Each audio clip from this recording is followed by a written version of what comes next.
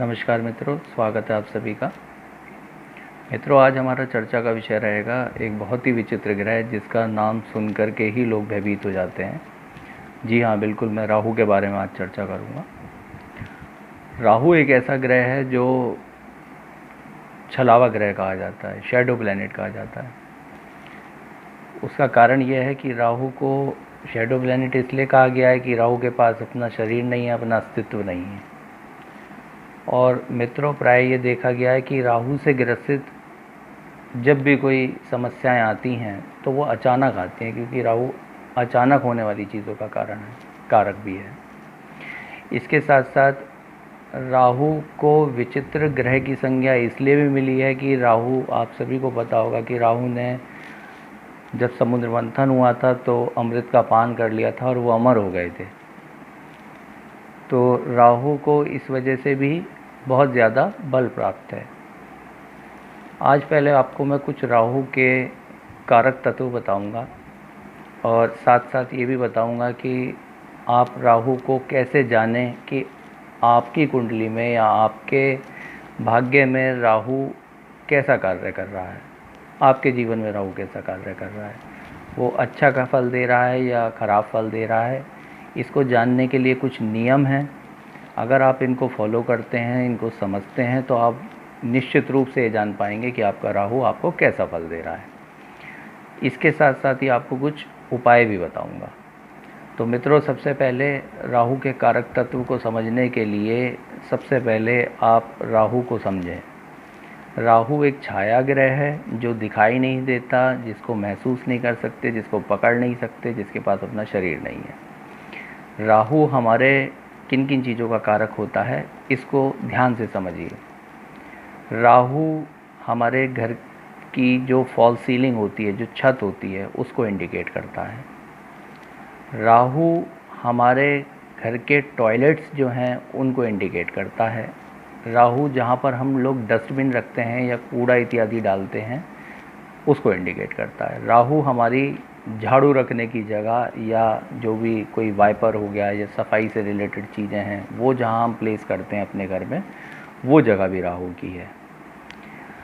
तो यदि आपके घर के अंदर आप ये देखते हैं कि आपके घर की छत में किसी तरीके की कोई दरार पड़ी हुई है या कोई छत में किसी तरीके की, जैसे पुराने ज़माने में कड़ियाँ होती थी तो कड़ियाँ वगैरह गल रही हैं, या प्लास्टर उखड़ रहा है, या किसी भी तरीके की छत से रिलेटेड, या छत चू रही है, उसमें से पानी रिसता है, तो निश्चित रूप से आप ये जानिए कि आपका राहु खराब है। इसी तरह से आपके घर की जो नालियां हैं, यदि वो चोक हैं, वो बंद हैं, उसमें से पानी ठीक तरह से नहीं रिसता, तो इसका मतलब भी है कि आपका राहु जो है आपको अच्छा फल नहीं दे रहा है। इसके साथ साथ यदि आपके घर में कूड़ा फैला रहता है या डस्टबिन रखने की ठीक जगह नहीं है, आपके टॉयलेट्स गंदे रहते हैं, आपकी टॉयलेट की साफ़ सफाई आप ठीक से नहीं करते हैं, या टॉयलेट्स की मेंटेनेंस आप ठीक से नहीं करते हैं, या आपका, तो आप तब भी आप ये मान करके चलें कि आपका राहु खराब है। इसके साथ साथ राहु जितने भी बिजली के उपकरण हैं उन सबको भी शो करता है। बिजली के उपकरण जैसे टीवी, वॉशिंग मशीन, एसी इत्यादि, या मोबाइल।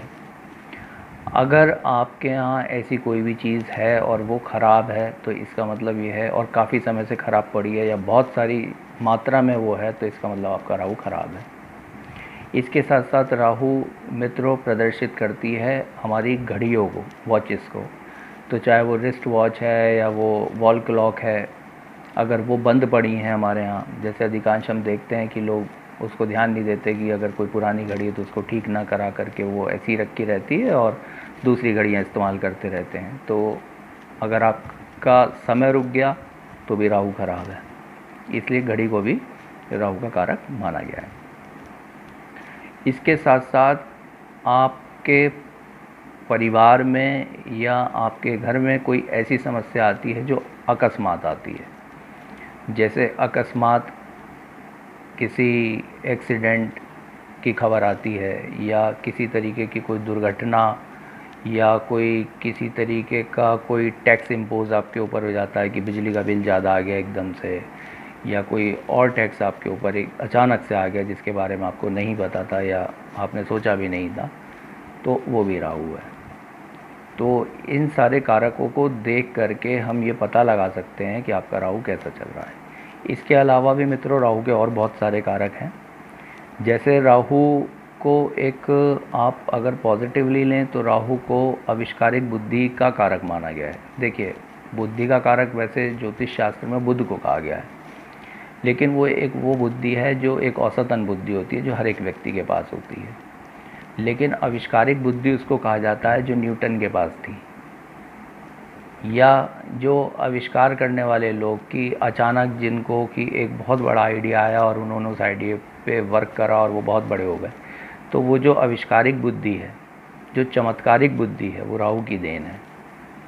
इसी तरह से राहु के पास जितनी भी माया से संबंधित चीज़ें हैं, सारी माया राहु के अधिकार क्षेत्र में ही आती है। अगर आपके घर में टीवी, एसी या कोई भी कन्वेंस की चीज़ आपके घर में है, तो यकीन जानिए वो उसका कारण राहु ही है। अगर राहु आपको फल नहीं देगा तो आपके पास ये चीज़ें मित्रों नहीं होंगी। तो राहु को समझने के लिए इन चीज़ों का विशेष रूप से हमें ध्यान रखना है। अब यदि आप ये पाते हैं कि आपका राहु आपको ठीक फल नहीं दे रहा, तो प्रश्न ये बनता है कि राहु के लिए क्या उपाय करें। तो राहु के लिए सबसे पहला उपाय जो मैं व्यवहारिक दृष्टि से बहुत अच्छे से पाता हूँ, अच्छे रिज़ल्ट प्राप्त करता हूँ, वो ये है कि आप समय समय पर अपनी साफ़ सफाई का ध्यान रखें, विशेषकर अपने टॉयलेट्स, अपने डस्टबिन्स का, और इसके साथ साथ अपनी जितनी भी आपकी सफाई से रिलेटेड चीज़ें हैं कि जैसे झाड़ू हो गया, वाइपर हो गया, या कोई क्लीन करने का कपड़ा हो गया, ये सब चीज़ें जो हैं ये बिल्कुल अपना अप टू डेट रखें, इनको बिल्कुल ठीक रखें, नई रखें। ये नहीं कि टूटी हुई झाड़ू से ही आप झाड़ू लगा रहे हैं या डस्टिंग कर रहे हैं। इसके साथ साथ नियमित रूप से अगर आप जौ का दान करें, तो जौ का दान के भी दो तरीके हैं कि या तो आप जौ डायरेक्टली दान कर दीजिए, लेकिन आजकल कोई जौ ऐसे लेता नहीं, तो जौ एक साधारण आटे में जौ का आटा मिला करके अगर आप गरीबों को दान करें तो उससे भी आपका राहु शांत होगा। इसके अलावा मित्रों मछलियों का दान का मतलब ये है कि जो मछलियाँ कटने के लिए कसाई के पास आती हैं, उनसे आप उसको परचेज़ करके और उनको दोबारा से किसी भी वाटर बॉडी में, नदी में छोड़ दें, जिससे कि उनको जीवन दान मिले। तो इससे भी राहु महाराज प्रसन्न होंगे, क्योंकि मछली का कारक भी राहु है। इसके अलावा मित्रों सर्प का कारक भी राहु है। तो जैसे नाग पंचमी आती है सावन में, तो यदि आप नागों को दूध पिलाएं और उनको नाग नागिन को यदि आज़ाद कराएं, जैसे किसी मदारी से आप उसको ले लें और फिर आज़ाद करा दें, किसी जंगल में छुड़वा दें, तो ये भी राहु का बहुत अच्छा उपाय है, क्योंकि राहु पितरों को भी प्रदर्शित करता है। जितने भी हमारे पितर हैं वो राहु ही हैं। इसके साथ साथ अमावस्या पे व पूर्णिमा पे अगर कच्चा दूध और पेड़ा ये आप जल प्रवाह करें, तो इससे भी पितरों की शांति होती है, इससे भी राहु शांत होते हैं।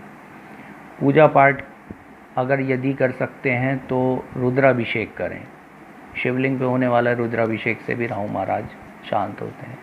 इसके अलावा राहु कोड़ी हैं, तो कोड़ियों की सेवा आप जितनी करेंगे उतनी ही राहु आपको प्रसिद्धि भी देगा, माया भी देगा, और अपने सारे कष्टों से आपको दूर रखेगा।